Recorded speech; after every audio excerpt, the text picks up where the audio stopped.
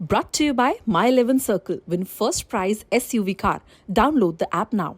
नमस्कार, स्वागत है आपका। आप देख रहे हैं खबरों का डबल डोज 1 और 11। आपके साथ हूं मैं नेहा बाथम। नमस्कार, आपके साथ मैं हूं अर्पिता आर्य। और नेहा, आज बड़ी खबर के साथ शुरुआत करते हैं जो कि जंतर मंतर से आ रही है। आज फिर जंतर मंतर पर सभी रेसलर्स का धरना जारी है। अभी खिलाड़ियों का 1 घंटे का मौन व्रत चलेगा और वो लगातार अपनी मांगों को लेकर सड़कों पर है। और ये बेहद दुर्भाग्यपूर्ण है अर्पिता कि जिस तरीके से ये मेडल विनिंग खिलाड़ी अब सड़क पर धरना करने को मजबूर हैं। हालांकि अध्यक्ष पर और इनके रेफरी पर सीधे तौर पर यौन शोषण का आरोप इन लोगों ने लगाया है। अध्यक्ष ने अपनी सफाई में ये कहा है कि अगर ये आरोप साबित हो जाते हैं तो वो फांसी चढ़ने को भी तैयार है। लेकिन बेहद दुर्भाग्यपूर्ण कि इस भीषण ठंड में भी ये मेडल विनिंग रेसलर्स इस वक्त सड़क पर धरना करने को मजबूर हैं। बिल्कुल नेहा, और इसीलिए देखिए पल पल के अपडेट भी हम पहुंचा रहे हैं। आशुतोष मिश्रा हमारे सहयोगी जुड़ चुके हैं जंतर मंतर पर, इस वक्त वो मौजूद हैं। आशुतोष, आप क्या देख पा रहे हैं? आज लगातार ये दूसरा दिन है जब धरने पर बैठे हैं ये पदकवीर। अर्पिता, मैं जो देख रहा हूं ये एक अलग दंगल है, जहां 2 खिलाड़ियों के बीच में नहीं बल्कि खिलाड़ी और उनकी फेडरेशन के बीच दंगल हो रहा है। यहां भी मैट लगा हुआ है जंतर मंतर पर, लेकिन जो आरोप फेडरेशन पर लगे हुए हैं वो बेहद गंभीर है। और उस आरोप में जो फेडरेशन के लोग हैं वो कह रहे हैं कि देखिए जो है वोटिंग करवा लीजिए, वोटिंग से जो है पता चल जाएगा कौन किसके साथ में है। लेकिन आप ये समझिए कि ये शायद इंतहा हुई होगी जो कुछ भी हो रहा था फेडरेशन के अंदर, जिसके बाद इन खिलाड़ियों को अपना सब कुछ दांव पर लगाना पड़ा है। आप जिनमें देख रहे हैं ये वो बजरंग पुनिया है, वो विनेश फोगाट हैं, वो आशु मलिक, जिसमें कई सारे अर्जुन अवार्डी हैं, और ये वो लोग हैं जिन्होंने देश के लिए मेडल जीता है, दुनिया भर में हिंदुस्तान का नाम किया है, जिनके जीतने पर मंत्री से लेकर प्रधानमंत्री तक बधाइयां देते थे। और आज यही लोग उस फेडरेशन के खिलाफ बैठे हैं यहाँ जंतर मंतर पर। अभी फिलहाल मौन व्रत चल रहा है। 11:30 बजे बजरंग पुनिया और उनकी पूरी टीम जो है बात करेगी, अपनी बातें कहेगी। और जैसे उन्होंने अपील की थी, आप देख रहे हैं ये छोटे छोटे बच्चे जो पहलवान हैं, जो रेसलिंग के इच्छुक हैं, रेसलिंग के लवर्स हैं, वो सब पहुंच गए हैं। धीरे धीरे उनका परिवार आज बड़ी संख्या में, कल से जब वो यहाँ पर बैठे थे और आज उनको जो समर्थन है वो जानेंगे ये किस तरीके से अब धरना प्रदर्शन किया जा रहा है रेसलर्स की ओर से। लेकिन अर्पिता, गौरतलब बात यह है कि जब तक अध्यक्ष अपने पद पर बने रहेंगे तब तक निष्पक्ष जांच कैसे हो पाएगी। जंतर मंतर पर इस वक्त तमाम वो रेसलर्स धरने पर बैठे हैं जिन्होंने रेसलिंग संघ के खिलाफ शिकायत की है। कल यही रेसलर्स हमने देखे थे धरना प्रदर्शन कर रहे थे, लेकिन आज मौन व्रत है इनका। सभी पहलवान इस वक्त जंतर मंतर पर अपना धरना जारी रखे हैं। नेहा, आज देखिए दूसरा दिन है और आज भी धरना प्रदर्शन करने के लिए मजबूर है। ये याद कीजिए, ये वही खिलाड़ी है, जब आते हैं तो इनके सम्मान में कितने लोग खड़े मिलते हैं, इतना सम्मान करते हैं। और आज ये 2 दिन से धरने स्थल पर बैठे हैं, इतनी ठंड में मजबूर हैं, लेकिन अभी तक सिर्फ जांच की बात कही गई, इनके तक कोई पहुंचकर इनकी सुनवाई नहीं हुई है। तो ये भी बड़ी विडंबना है। लेकिन खेल मंत्रालय ने रेसलिंग संघ से 72 घंटे के भीतर जवाब मांगा है, क्योंकि आरोप बेहद गंभीर हैं और यौन शोषण के आरोप इन महिला रेसलर्स ने लगाए हैं। जिसमें विनेश फोगाट कल साफ तौर पर यह कहती हुई सुनाई दी कि हर कदम पर, हर पल हमें इसी शोषण और मानसिक यातना का सामना करना पड़ता है।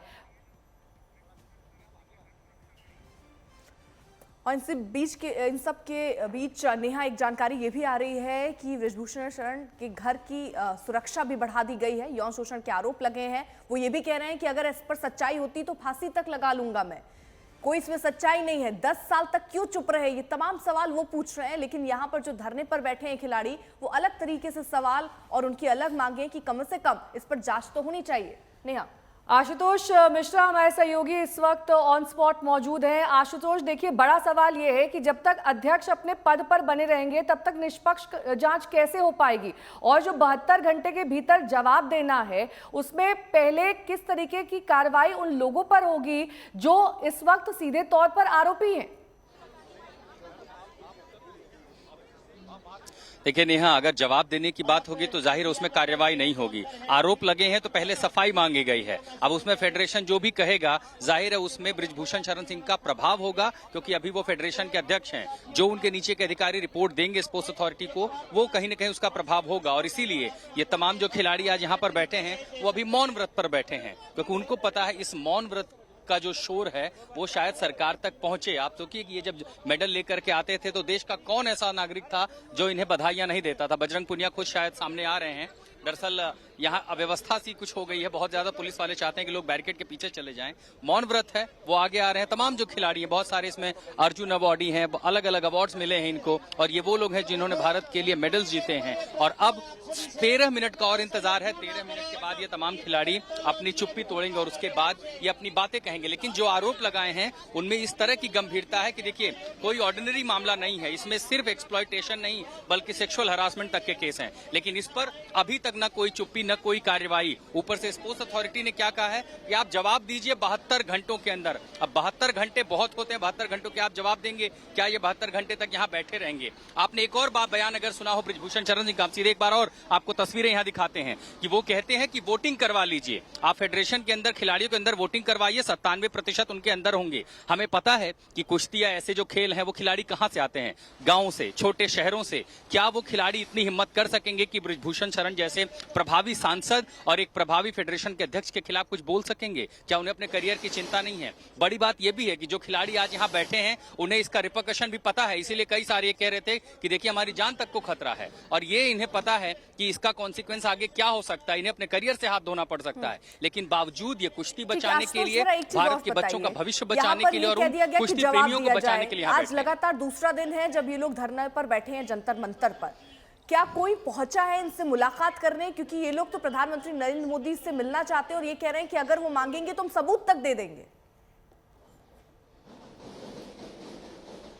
देखिए, सबूतों की बात वो कह रहे हैं कि हमारे पास कुछ ऐसा है, चाहे गृह मंत्री हमसे मिले, चाहे प्रधानमंत्री हमसे मिले। लेकिन बीती रात जो फेडरेशन है उसके कुछ अधिकारी आए थे, उन्होंने कहा कि आप देखिए कि जो भी आप कर रहे हैं इसको बंद कर दीजिए। वो अब फेडरेशन के अधिकारियों की बात तो मानने से रहे नहीं, क्योंकि जाहिर है ये अति हो गई थी, उसके बाद इनको आना पड़ा है। न जाने कितनी बार फेडरेशन के अधिकारियों से इन्होंने गुहार लगाई होगी, और ये पहली बार नहीं है कि खिलाड़ी बनाम उनकी संस्थाओं की लड़ाई है। आप इंटरनेट पर देखें, ऐसा कोई शायद खेल बचा होगा जहां पर खिलाड़ी बनाम फेडरेशन या उसके अधिकारियों के साथ नूरा कुश्ती ना हो रही, और इसीलिए यहाँ तो एक पूरी तरह से दूसरा दंगल है। तो अभी ये चाहते हैं कि नितिन श्रीवास्तव मेरे सहयोगी इस वक्त तमाम जानकारी के साथ जुड़ गए। नितिन, क्या ये दायित्व, ये कर्तव्य नहीं बनता है खेल मंत्रालय का कि उनका कोई नुमाइंदा, कोई सीनियर अधिकारी, कोई मंत्री इन खिलाड़ियों से आकर मिले, उनका हाल जाने, उनका पक्ष जाने? तो बुरा ना माने, सभी साथियों का सहयोग है। जी बिल्कुल, इसी बाबत में आपको बता दूं कि कल इसी वजह से ये सारी जब प्रोटेस्ट यहाँ पर शुरू हुआ जंतर मंतर पर, जब मंत्रालय को पता चला, जब स्पोर्ट्स अथॉरिटी ऑफ इंडिया को पता चला कि यहाँ पर रेसलर जो है वो मैच छोड़कर प्रोटेस्ट करने आ गए हैं, बाकायदा मीटिंग का जो है वो दौर शुरू हुआ मंत्रालय के अंदर में, शास्त्री भवन के अंदर में, और वहाँ पर यह तय किया गया कि कुछ ऑफिशियल्स को यहाँ पर भेजा जाए ताकि वो बात कर सके, वो समझ सके कि आखिर ये जो खिलाड़ी है, जो रेसलर्स हैं, आखिर चाहते क्या है और क्यों यहाँ पर आ गए प्रोटेस्ट करने के लिए। तो इसी बाबत कल जो है दो यहाँ पर जो है स्पोर्ट्स अथॉरिटी ऑफ इंडिया के ऑफिशियल्स आए, उन्होंने बजरंग से मुलाकात की, विनेश से मुलाकात की, और तमाम जो दूसरे जो रेसलर्स यहाँ पर बैठे हैं उनसे बातचीत की, और ये बताया भी गया था उनको कि हम जो है ये सोच रहे हैं कि एक अल्टीमेटम, एक नोटिस जो है वो WFI को भेजा जाए, और उसके बाद हम ये भी जानने की कोशिश करेंगे कि क्या आप यहाँ से जा सकते हैं। लेकिन सबसे बड़ी बात यह है कि यहाँ पर मिनिस्ट्री जो है वो अब कंसर्न हो चुकी है, उसे पता है कि हमें किस डायरेक्शन में जाना है और क्या कुछ करना है। ठीक है, मेरे साथ जुड़िए मनाने के लिए क्रिकेट का सबसे बड़ा त्योहार। मैच से जुड़े आपके हर सवाल का हम देंगे जवाब। जानने के लिए हर update, live analysis, special interviews, download कीजिए स्पोर्ट्स तक ऐप।